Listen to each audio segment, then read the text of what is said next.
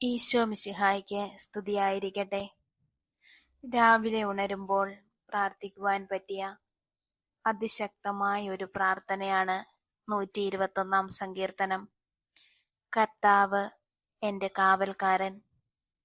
നമുക്കൊന്ന് ചേർന്ന് ഈ സങ്കീർത്തനം ചൊല്ലി പ്രാർത്ഥിക്കാം. കർത്താവ് എൻ്റെ കാവൽക്കാരൻ. പർവ്വതങ്ങളിലേക്ക് ഞാൻ കണ്ണുകൾ ഉയർത്തുന്നു. എനിക്ക് സഹായം എവിടെ നിന്ന് വരും? എനിക്ക് സഹായം കർത്താവിൽ നിന്ന് വരുന്നു. ആകാശവും ഭൂമിയും സൃഷ്ടിച്ച കർത്താവിൽ നിന്ന്.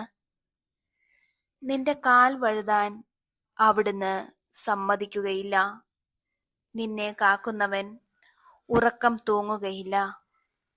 ഇസ്രായേലിന്റെ പരിപാലകൻ മയങ്ങുകയില്ല, ഉറങ്ങുകയുമില്ല. കർത്താവാണ് നിന്റെ കാവൽക്കാരൻ. നിനക്ക് തണലേകാൻ അവിടുന്ന് നിന്റെ വലത്തുഭാഗത്തുണ്ട്. പകൽ സൂര്യനോ രാത്രി ചന്ദ്രനോ നിന്നെ ഉപദ്രവിക്കുകയില്ല. സകല തിന്മകളിലും നിന്ന് കർത്താവ് നിന്നെ കാത്തുകൊള്ളും.